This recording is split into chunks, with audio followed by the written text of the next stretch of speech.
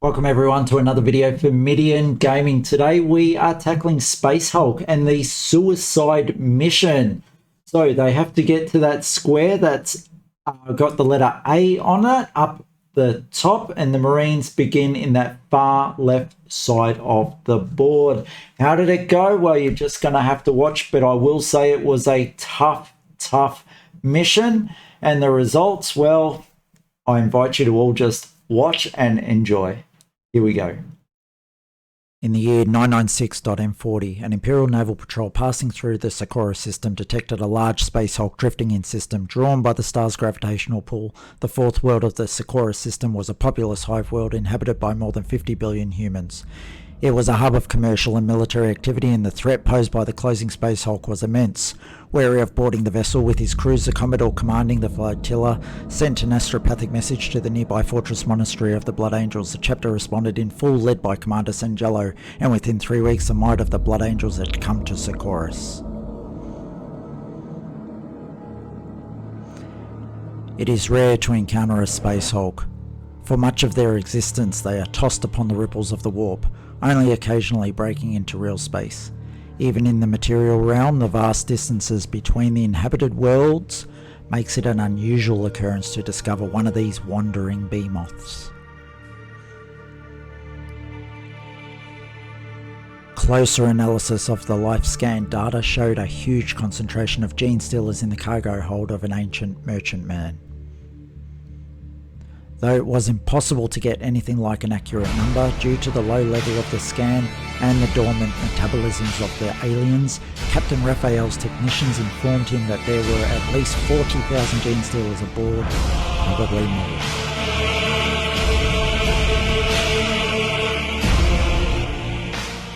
Whilst establishing a beachhead to defend their boarding torpedoes, the Blood Angels detected a bank of functioning lifeboats aboard one of the ships. It was a priority that these were rendered inoperable before any gene stealers could use them to exit the Space Hulk and evade destruction.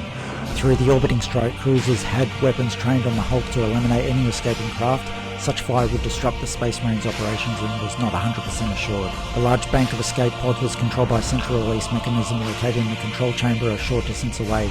None of the saviour craft were capable of launching until a system override was released on the main controls.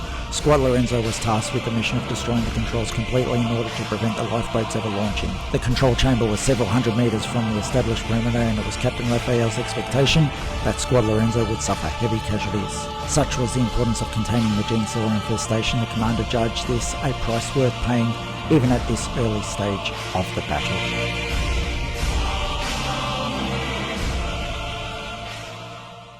Alright everyone, welcome all, and here we're going through that first scenario for Space Hulk being suicide mission. We're not going to waste too much time in regards to this.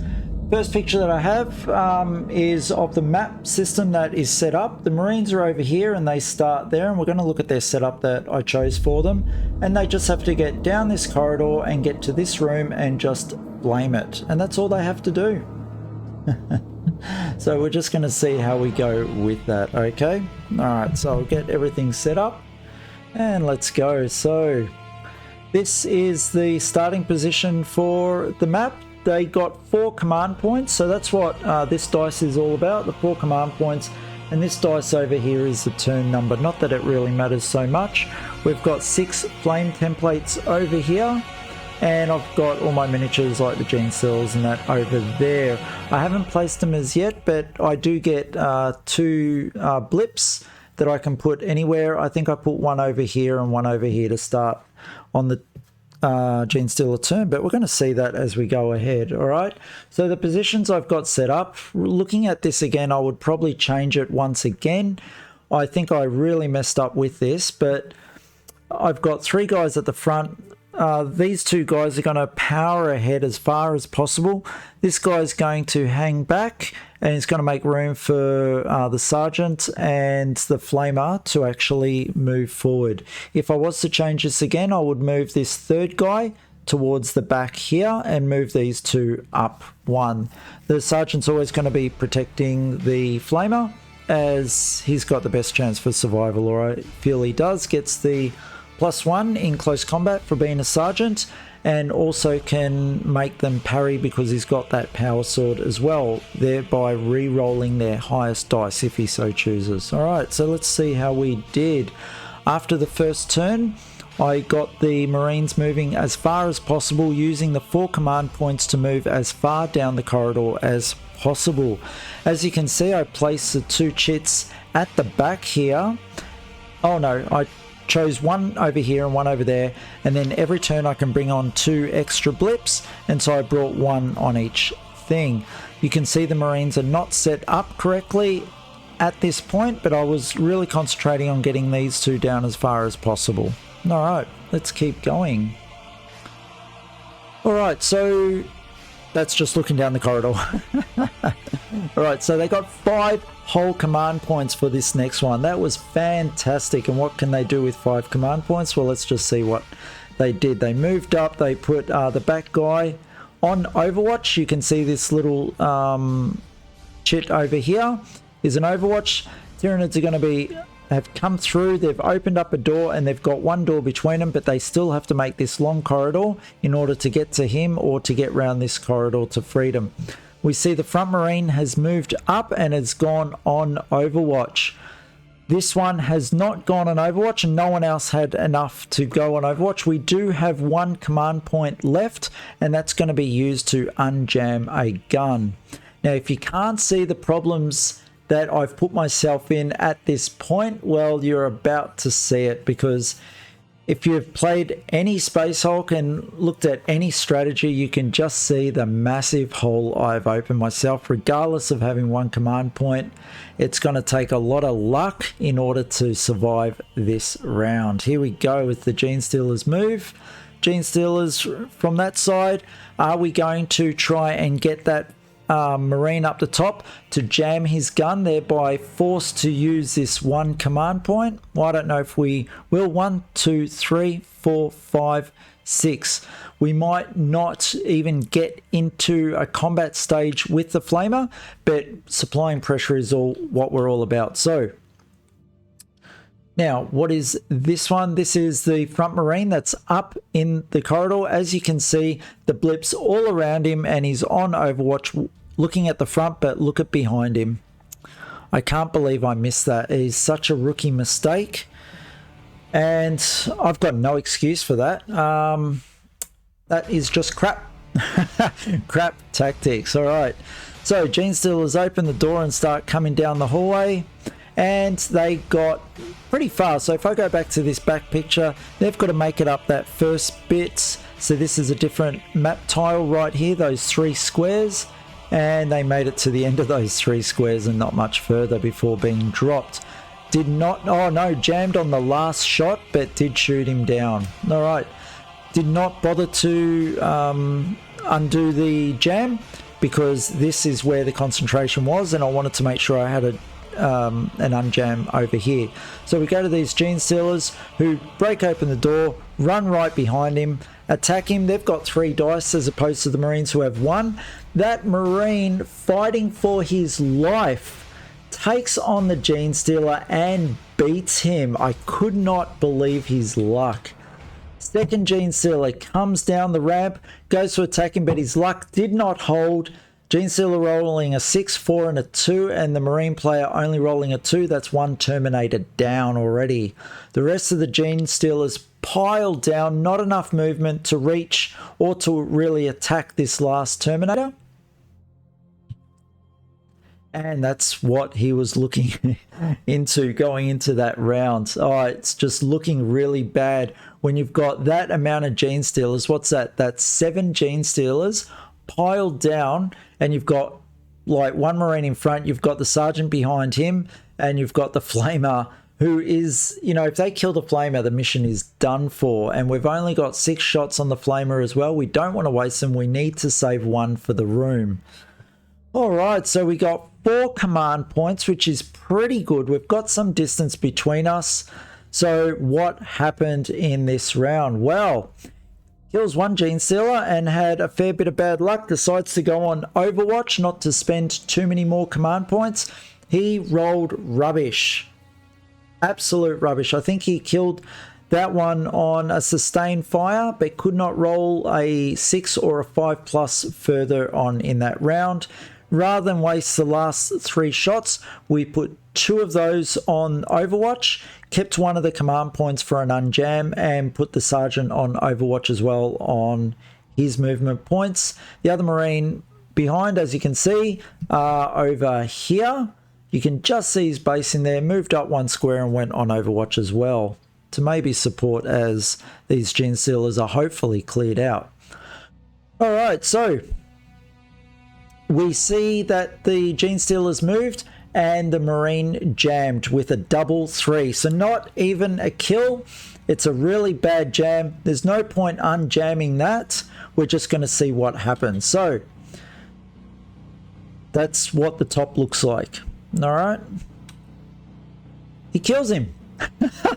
The Marine kills him. So Genestealer rolling 3 2s and the Terminator rolling a single 5 beats a Genestealer. What great luck is that? Like, these are hardy Terminators taking on these Genestealers. Took out quite a few others before this one came through and rolled a 3, 4 and a 1, just beating the Terminator. Like, these Genestealers, like, let's take a look at this picture below, yeah? So, and this is one of the mistakes that I made. I would love to say it was quite heroic, but after he killed that Genestealer, I re-put him on Overwatch, not realizing that the mistake is that once you lose the Overwatch, you can't just regain it and reset it. So I used the last command point to unjam the gun and go back on Overwatch. Let's just say he did it. It was heroic, yeah? He took out all those Genestealers, 1, 2, 3 Genestealers. He took out, left with only 2 more before he went down, leaving the Sergeant Flamer and 1 other guy left. Oh, wow. We rolled a 1 for the command phase. I still had the Sergeant, which allows a reroll. And then we rolled another 1. Oh my goodness. At this stage of the game, we didn't need that. 1 command point, 1 extra point to make it down that corridor and try and do the best that we could with it. So, Sergeant went in, attacked. He jammed on a double 3 with this last 2 Genestealers. Got into close combat, defeated the first one. Second one, it looks like he died. I actually forgot to take the pictures, or I accidentally deleted the pictures, but on this one the Sergeant just collapsed. He rolled a 1, the Genestealer rolled way better, rolled a 5, 4, and it wasn't even worth even trying to parry it. The +1 meant nothing. So now we're in grim state here. We've got 1 command point for the next round. Again, we've got a single Flamer and a single Terminator. Like, what are we to do with this? So what did I do? Genestealer came up against the Flamer, rolled a 5, 2 1s, and the Flamer rolled a 6. Like a true champion, takes out the last Genestealer. That is what the table was left with after that. So we continue on. The Flamer decided to use 2 of his flame shots to actually block the corridors. If you don't know, those shots there can be moved through. They do block line of sight, but if you try and move through them, or it's shot onto you, on a 2+, you die. So the other Marine moved up behind him as well. This token died, rolled a 3, he died. Remember, it's a 2+, and the rest just stayed there. Knowing that the Flamer only has 4 more shots left and he's in the way of the other Marine, these blips decided to hold back and just invite the Terminators towards them. So that's what they did. The Marines got into a defensive stance where this Marine here went onto Overwatch, and this Flamer here, well, he's 1, 2, 3, 4, 5. He would get 1 attack in. This blip did 1, 2, 3, 4, 5, 6, wouldn't get an attack. So that's how we started to end up. We found that the Genestealers, I decided not to move up or risk anything, that we had the game in the bag at this stage. So I turned, they were just staying there. So this Marine was forced to move up, turn, show what these blips were. So when a blip is staying there and hasn't shown itself, if it is an involuntary reveal where the Marine just moves up, it showed a 3, as you can see over here. So the Marine player has to put all 3 down where they can fit. The first one has to go where that blip was, which was here, and the other 2 have to fit there. If they couldn't fit anywhere else, then those excess gene stealers are just not put on the board and they're effectively dead. You'll notice that these blips are not showing over here as there is no line of sight to them, so they're not involuntarily seen either. And this Marine here with the flamer can't see any of them. So after he sees them, he shoots one down, decides not to test Lady Luck anymore and goes on Overwatch. The flamer moves up and puts a flame shot right in the middle here, preventing these guys from attacking him, or if they do, they're going to have to be very, very lucky in order to survive that. As a Gene Stealer player, just stay there. He's only got 3 shots left. The whole mission depends on that flamer flaming that room, and we don't think he's going to make it. So that's a close-up of what the situation looked like, and let's see what happened. Oh no, that's just another shot of it. All right, let's go. I'm not sure if it was turn 6 or turn 7. I had lost some stuff there.